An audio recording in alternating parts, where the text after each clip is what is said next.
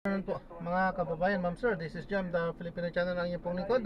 So today is January 19, 2026 at tayo ngayon ay papunta dito yan sa may McDonald's Mall of Asia po ito, Barangay 76 Pasay, at dadalhin po natin yan sa may GDL Sports, no? GLD2 Sports and Bike sa may Trinidad Street, Barangay 185, 183 Pasay. Okay, so magbabalik po tayo mamaya unti pag nakuha na po natin sana. Disclaimer lamang po, content po natin ay kalsada at hindi ang passenger. Kaya naman sakasakali mo po na may marinig kayo, mga pangalan ng lugar, pangalan ng tao, pangalan ng organizations, government or private man yan, ay wala pong kinalaman ng channel ito at wala pong pinapatungkulan. Lahat po na pinag-usapan dito ay pawang dito lamang po yan sa loob at wala pong pinapatungkulan sa labas. Ayan po, so magbabalik po tayo mamaya unti pag nakuha na po natin sila. Samantala, makinig tayo ng mga nagbabagong balita at mga talakayan habang tayo ay pupunta doon sa ating pick-up area. A number of that sort all over the country. Kaya ako, Secretary Bonoan, maaaring maniwala ho ako kasi kita naman natin may sabwatan ilang mga district engineers po ninyo dati at saka mga regional directors. Yung mga COA, yung COA na naka-assign po sa inyong tanggapan, nag-uusap-usap po sila. Pero with what you're saying, 420, medyo malaki nga ho yun. Pero sana nga lang during the time because there were issues in Region 4B that I think hindi naman po post talaga. So, ang ginawa ko po doon with the Director General Pacana na hindi po makausap noon ay naalala ko po noon, kinausap ko si Engineer Altea at saka si Ruben Santos na sabi ko, paliwanag nyo na kay Secretary yan dun sa sitwasyon natin na baka mali yung mga coordinates. Kasi ang pinag-iisipan po namin is that, although alam po naman ng taga-DPWH to, the late Undersecretary Cabral made the submission to the PMS. I think she directly submitted that to the PMS. Meron po siya kausap doon. And of course, I think the Secretary, during that time, cannot read all these documents. Hindi naman po niya mamanin eh. Ang alam ko po noon, nagpapalitan lamang ng nagsasabit siya si Cabral sa PMS. So yun po yung alam ko. So that is why, ang sinabi ko po, paliwanag ninyo kay Secretary Bonoan na mali ang coordinates. Baka kailangan maano niya. And I think between those periods, may napaliwanag po ni Ruben Santos kay Secretary, nabanggit po sa kanya. Kailan po ito?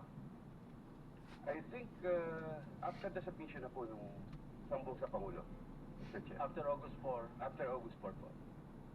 So, how many days after August 4 yan? Siguro po ilang araw lang kasi parang araw. ako retired nun eh. So, were there efforts to inform the President to correct, or were there efforts within the department to rectify? Kasi ang tagal ginagamit ng sumbong sa Pangulo yung mga grid coordinates eh. And kami mismo, I kept praising the sumbong sa Pangulo as very helpful to us. Kailan nyo kinol yung attention ng Malacanang? Oops, i-recall muna namin kasi mali yung aming nasabit. Were there efforts? Yes, as I recall, Mr. Chair, I think when I reported to the President the presence of the ghost projects in Bulacan First Engineering District, after I have validated it personally, 2 weeks after siguro po yun, 2 weeks after August 4, 2 weeks after August 4 Yeah. nung pandito, and I told the President that as I learned from our staff noon na po, pinag-uusapan na natin yan, that they were telling me that there seems to be some differences between the MIPS coordinates and the assisting coordinates. So I told the President that there are certain differences between the coordinates submitted in this sumbong sa Pangulo. Thank you. The Senate President is recognized. Thank you, Mr. Chairman. Well, I was really going to ask the Department of Justice 1 or 2 questions, but before that, a concern was brought to my attention. You mentioned August 4, but August 3, former Secretary Bonoan, Engineer Bonoan, Yusek Alcantara reported to you the existence of ghost projects which was admitted to him by Bryce Hernandez. You reported this to the president, who eventually, I understand, went to the site.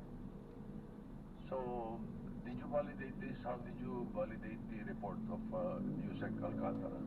I went to the site, District Engineer Alcantara. Your Honor, I went to the site myself, together with people from the regional office, and they pointed this out to me, the location where they claim it's already a project that was completed. And I took some time actually to validate it, asking people around, the people in that area, if they indeed this project were actually new projects, and they confirmed to me that these were old structures already. So that was when you reported it to the president? Yes, Mr. Chair. And you went to the site? Yes, Mr. Chair. Have cases been filed for these three ghost projects? Well, Your Honor, after I resigned from the office in September 1, I could not put You're not aware. You're not aware. Where is this project? Engineer? in Bulacan First Engineering District, Your Honor, I think one in Malolos and one in Pati or something. There was and also, I don't know if you're aware, but there was a case filed over the Nauhan Mindoro. Continue on President Diosdado Macapagal Boulevard, 4 kilometers. Yes, this is in Oriental Mindoro, Your Honor. Yes, I think so. And according to the report, the list of the accused is not complete. Are you aware of that, or is DOJ aware of that? There are certain members of the DPM Continue that straight have in been this included traffic light. and are not included in these cases being filed. Can you enlighten us, Secretary Vida? Okay. In the case of the Nauhan project, Your Honors, this matter was investigated by the Office of the Ombudsman, and similarly, the preliminary investigation was also conducted. The same is not visible to the Department of Justice, Your Honor. So it should be the Ombudsman that we should pose this question. Is that what you're saying? The information may be available to the Office of the Ombudsman, Your Honor. All right. Now for the DOJ, I'm not going to take much of the time, Mr. Chairman. What do we do with Continue straight at the first traffic light. Then, in 3 kilometers, turn right off the ramp. that you now have under your witness protection program? Go ahead. Thank you, Mr. Chair. So far as the witnesses admitted already to the program, Mr. Chair, the department will be asking for, especially for those who are under the custody of the Senate Blue Ribbon Committee, that we take custody of them so that they can be placed under the protective custody of the witness protection program. You are contemplating on sending a request to the Senate, is that it? Yes, we are contemplating on doing that, Mr. Senate President, sir. But not at the very moment, no? You may only be referring to General Alcantara, right? Yes, Mr. Chair. The only one under the custody of the Senate that was appointed. Yes, sir. Only Engineer Henry Alcantara, sir. Fernando Valencia and Santos are not. Valencia, Engineer Valencia, and Sally Santos are not under the custody of the Senate, Your Honor. All right. Tama nyo na pag alis niya. See, If you will be granted, Chairman is already agreeing, you know. I don't think anyone else would, yeah, if the chair of the Senate Blue Ribbon Committee so desires, sir, then we will take the necessary or appropriate action to take him into our custody. sige, baka babawasan na namin yung laman doon sa baba dahil, baka may mga ipapasok kaming bago eh. Meron nga, especially those who do not respond to the subpoena that the Senate has brought out. So, All right? Your Honor, if we just thresh out the operational matters with the office of the committee of the Senate, Your Honors. Yes, Alright. we will gladly take the protective custody of the... I know for a fact that the Committee on Agriculture under Senator Pangilinan wants to confine A few more after. Currently, Mr. President, in the next hearing, meron pa. Kaya mas So, maganda talagang mailipat na yung iba. So, Mr. General, are we agreeing to the request? Admit nyo na rin sa program yung iba kung magko-cooperate para mabuhasan pa kami dito. Okay, tayo po'y nakasubaybay sa nagaganap na Senate Blue Ribbon Committee probe tungkol pa rin po sa flood control project. Katutuloy pa lamang po nila, kare-resume pa lamang nila ngayong araw. At tabayanan po ang pagpapatuloy ng hearing na ito, samantala ang oras natin. Ang oras natin alas 2:34 ng hapon. Oras natin sa inyo ng ACS Manufacturing Corporation. ISO Certified World-Class Quality. ACS. Basta AM, DZMM. Ang programa ito ay hatid sa inyo ng Plemex for Kids. Mommies, agapan agad ang ubo at plemang nakabara. Pambatang lagundi, Plemex. Ang programang ito ay hatid sa inyo ng Pride Detergent. All you need is Pride. DZMM. Numero 1 sa aksyon. Ang programang ito ay hatid sa inyo ng Pride Detergent. All you need is Pride. Laro sa Bingo Plus app para tuloy-tuloy ang premyo at saya. At malay mo mapadalinan mo ba ang jackpot prize sa first online live stream bingo sa Pias. Bingo Plus, bingo sa saya plus sa panalo. Visit www.dagcor.ph/regulatory. Keep it fun at dagcor.ph. Responsible gaming at dagcor.ph. Gambling is for 21 years old and above only. Gambling can be addictive. Know when to stop. Mula sa number 1, Smart Dishwashing Base. Ang galing-galing mo, Smart Dishwashing Base ko. Pritong ulam na masebo, plato at kaldero. Ang galing for everyday. Ganyan, pag smart ang dishwashing base. May double tanggaling formula. Tanggal galing ang sebo at bacteria. Kahit para walang mahiginis sa plastic kami, dala plastic number 1 to ka. Ang galing-galing mo, Smart Dishwashing Base. Heavy duty linis, bawat pahit. Smart Dishwashing Base. Manufactured by ACS Manufacturing Corporation. ISO certified. World-class quality. Your winner. What? 40,000 pesos per dinner? 4,247. Price check or eyes check for expert eye care, state-of-the-art facilities, affordable eyewear. Go to EO Executive Hospital. Your winner. Order for more. Dessert EO. Love your eyes. Ang programang ito ay hatid sa inyo ng Bingo Plus. Bingo sa saya, plus sa panalo. Basta AM, DZMM. It's serious, but so on. People trust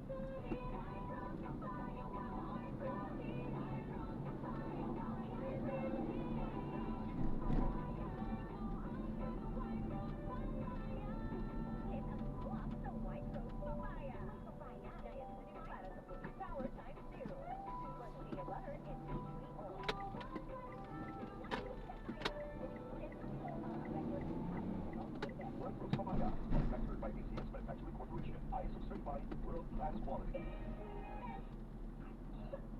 Ubo ng anak, nakababahala sa sistema. Para dyan, Plemex for Kids ang pambatubo. Ang Plemex for Kids ay gawa sa lagundi. Tinutunaw at pinalalapat ng tema.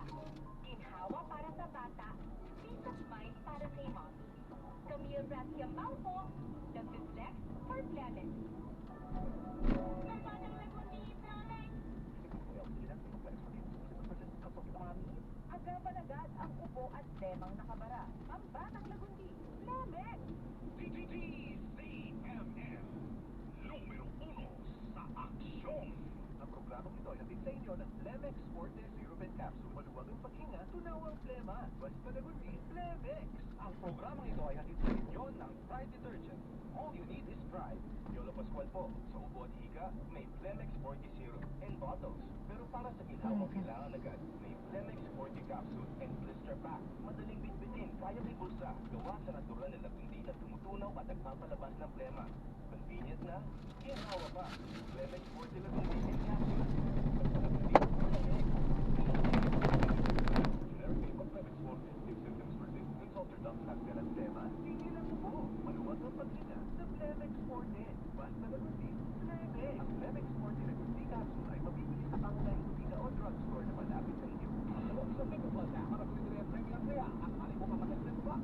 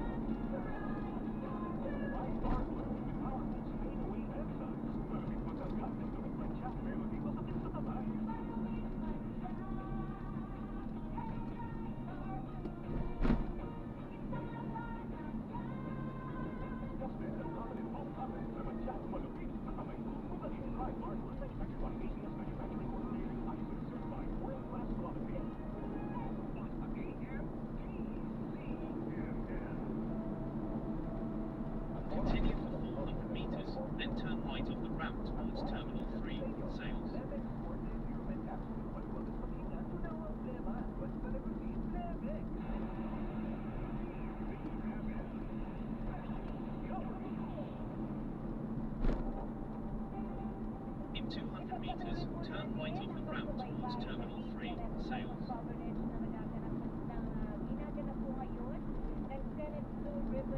In 90 meters, turn right off the ramp.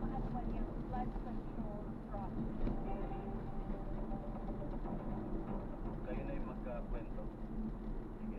In 300 meters, keep left at the fork, then keep right at the fork. Good afternoon po. We have their real name. Nandiyan naman sa invitation. Thank you. Okay, so we are working for our boss, Rico Ocampo, who was the previous tenant of 30 Tacos at Folkestone. 30 Tamarind South Fork. Kayo yung mga staff ni Mr. Rico. Kapos na? Ocampo. Ah. Yes, office staff. Na siya yung tenant doon sa bahay. Wala na. Di ba maglulod na lang? Di ba ikakaltas din yan pag maglulod ako? Gusto nyo mag-load sir dito? May loading na rin yun. Kahit 100 lang. Sige po. 500 na lang. 500 po? Para hindi nakakapos-kapos. Hindi pa ba magkasama yung ano? Yung Pupunta na kayo ng customer service. yung AC, meron ako dun eh. Sabi nila, magta-transfer. Punta po kayo doon. Ay, hindi siya automatic na magta-transfer. Ah, okay.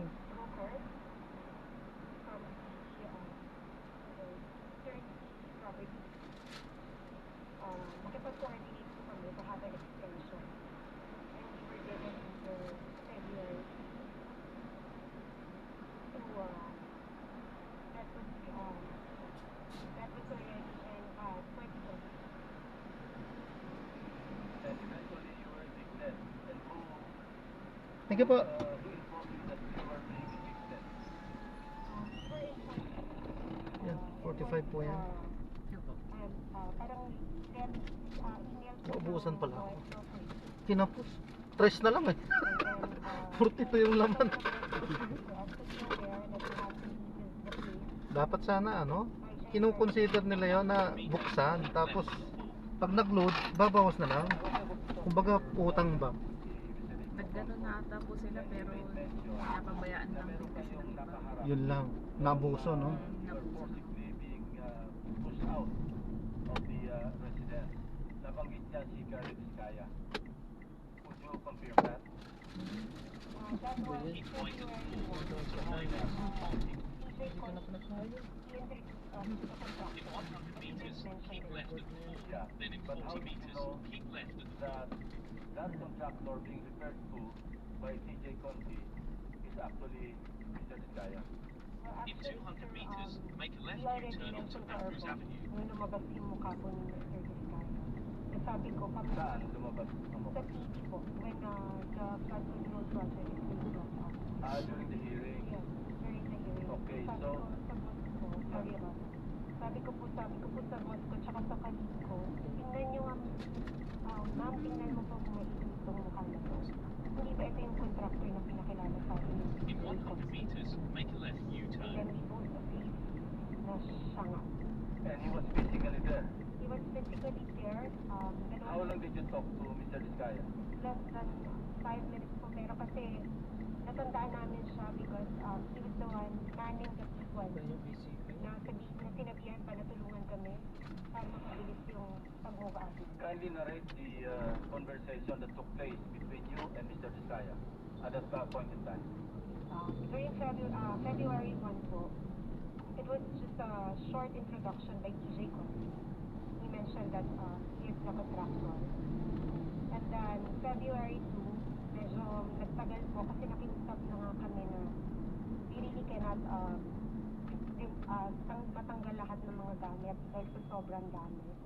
And he also mentioned to us, na contractor ako dito eh, meron din kaming deadline. And then we both asked, baka pwede po namin pakiusapan yung may-ari, yung bago nakabili ng bahay. And then he also mentioned that Zero Wireless ang nakabili. And then after Keep po right nun, and continue straight, then make a slight right onto 10th Street. Now, nandito tayo sa pagdinig, ano? Kung makikita niyong personal, si Girlie Diskaya, makikilala nyo? Yes, Your Honor. Pakituro nyo nga kung naandito siya sa loob ng session hall. Lapitan nyo na lang kung sino dyan sa among the resource speakers, resource person. Hindi, lapitan mo na lang at hawakan mo lang sa balikat, hindi magagalit dyan. Your Honor, pwede po bang... You'll be recognized later. Tuloy lang natin itong proceeding muna. Sige, miss. Pareho kayo, ina-identify nyo na siya mismo yung kaharap ninyo na sinasabing ang may-ari ng bahay, si Speaker Romualdez, at kailangang umalis na kayo. In 60 meters, make a slight right, then turn left. Dito po, kaliwa po, dito. Ito to? Ngayon, sa susunod na panahon, Pasok po kayo dyan sa barangay. At ito, diretso na. yung magiging statement. O ngayon, Charlie, your turn. Turn left onto Manly Your Honor, Street. okay lang po ba tanggalin nila yung face mask nila? Kasi sa totoo lang po, talagang hindi ko sila naaalala kahit In pa 60 panaginip meters, wala na turn naging right, ako ng then in ganun. 30 Identify meters, them, it's turn for them left. to identify you. No? Your Honor, wala po kasi akong maalalang transaction. Well, that's your option to deny. What we're establishing here is the fact that there are two witnesses present here under oath na sinasabing nagpunta ka doon at minename drop mo, totoo man o hindi, si Speaker Romualdez na siya nagmamay-ari, bagong may-ari ng number 30 Tamarin Street sa South Sa Fork. kaliwa po. Yun lang naman eh. It's not for In you to 20 be able to, meters, hindi turn naman ikaw ang left witness onto against Manly them eh. Street. I don't know if I'm correct, Secretary Bida, kindly help me out, or Dong, PG Dong. Tama ba yun? Wala siyang karapatan na i-identify yung nagturo sa kanya. Opo. Ang right to confrontation po kasi kung In ito ang 60 meters, enter Trinidad Diskaya, Street. will come at the appropriate time. But for purposes of identification, ang kakailanganin lang po ay yung taong mag-identify sa taong ikinalanin. Thank you, PG Dong. Sige, tayo please. Your Honor, gusto ko po sana ma-identify po muna yung dalawang nagtuturo sa akin kasi kahit minsan po, hindi pa po ako nakakapasok sa South Forbes Park. Hindi ko pa nga alam kung ano mga uri ng mga bahay na roon. So, malabong-malabo po talaga at wala po akong iniutusan na kahit sinong broker kasi takot po akong bumili sa mga lugar na yun. Ang kaya ko lang bilhin po ng mga lupa sa lugar lang po ng mga plastic na hindi ganun kamahal ang In 100 meters, you will arrive at your destination. Pero naman siya sabing bumili ka eh. Hindi naman niya siya sabi kung ang bumili. Anyway, that's it, ano? Ang sabi, Mr. Chairman, contractor daw. Ikaw daw ang contractor. Yun ang sabi. Hindi sinabi ikaw ni. Your Honor, hindi pa po kami nakakapasok sa South Forbes Park. Settled na yan. Sa beses. Opo. They pointed to you, they identified you, and you are denying. Period. Mr. Chair, follow-up question. Yes, Senator Risa. Salamat, Mr. Chair. Miss, yung mas malayo sa akin, may nabanggit kayong law firm na kasama nung Saan po ako lalabas dito? Diretso po. Diretso tapos? Yung unang kanto po dito, kakanan po kayo. Check po may email yan. Ay, basta yung unang kanto dyan, ha? Oo, dito na lang po Para sa lang tabi. mabuo namin Sige po. yung For that matter, kung alam nyo rin, ang sinasabi ni Speaker, pero si Speaker ba? Bulacan. Ayan, so ang natrap na amounting natin to sila. a total So, of maraming salamat po sa 3 panunood. pesos.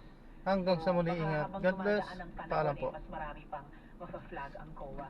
So yung mga unang mga tanong ko po, follow-up questions, Mr. Chair, sa DPWH. Kaugnay po yung anong resulta ng audit o investigasyon na ginagawa ng department dun sa mga ghost or defective na flood control project. So yung mga nabanggit nyo na po kanina, yung SECBISNAR, naisamitin na po ito yan sa ICI, tama po ba? Your Honor, after po nung technical inspection and assessment, meron pong internal audit within DPWH. Ito naman po more of yung mga documents and payment billings ang titingnan.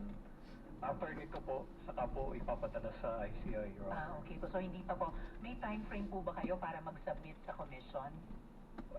We will do it as much as possible because ang figure po na pinag-uusapan is around 292. 292 projects. Out of the 337, Your Honor. Opo.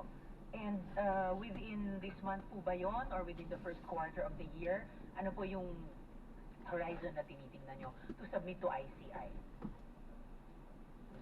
Within first quarter po. First quarter. Your Honor, what we'll do is kung ano po yung matapos, submit na po kami kaagad sa ICI. Hindi na po namin hihintayin matapos po lahat. So we will submit as as ES is finished. So pwede pong Yan, batch paano by po? batch.